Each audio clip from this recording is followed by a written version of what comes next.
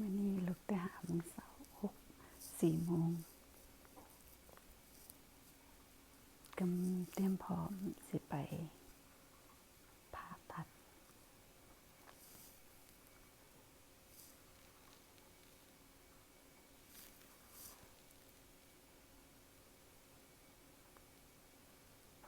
นอนบ่หลับเมื่อคืนตื่นเต้น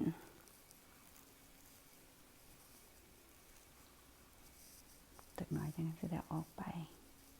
เพราะว่าพุ่น7 โมงเพราะพุ่นก่อน7 โมงว่าซั่นมื้อนี้เป็นมื้อวันอังคารเตรียมตัวโอ้ยสิได้เจ็บอีกครั้ง2แล้วเนาะข่อยหาก็ใครนี่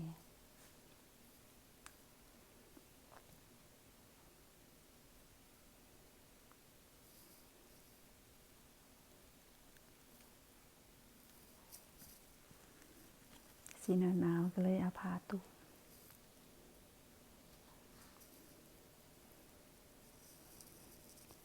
เป็นยังไงกะสิมาเว้าให้ฟังใหม่พี่น้องการเจ็บการเป็นเนี่ยโอ้ยเจ็บที่บ่ได้ซื้อร้านทรายก็ได้ลุกแต่ดึกตื่นแต่เช้านี่ร้านทรายก็ได้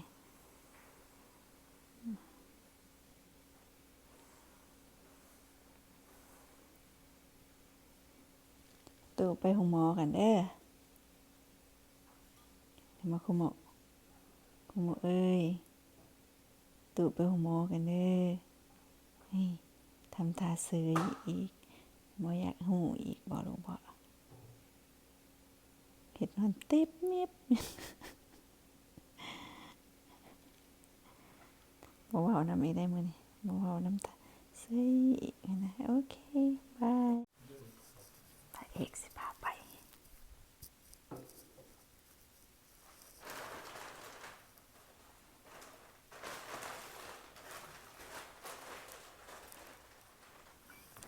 เกี่ยมมาเมืองลาวเป็นเมื่อแล้วบ่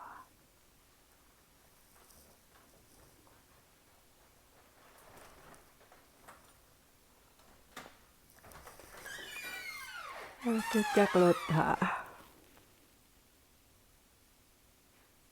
แต่เศร้ากำลังออกไปนี่พระเอกสิพาไปทำเศร้า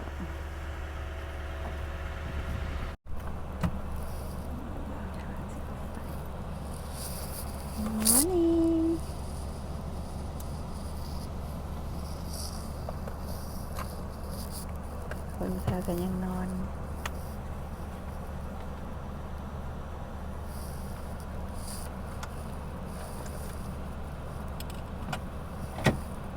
เตรียมตัวสิไปผ่าตัดอันนี้วันอังคารวันที่18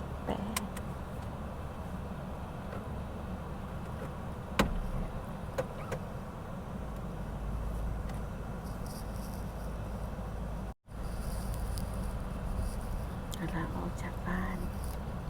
จากโมง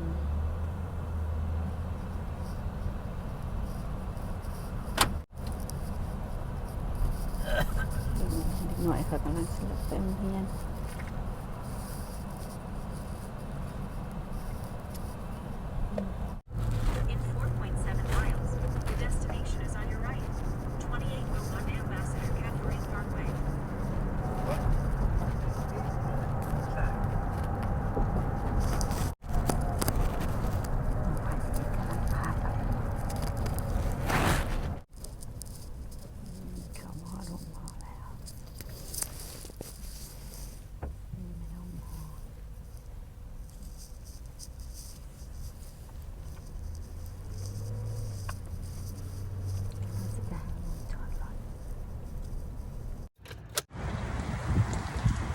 กำลังชิมอันเขา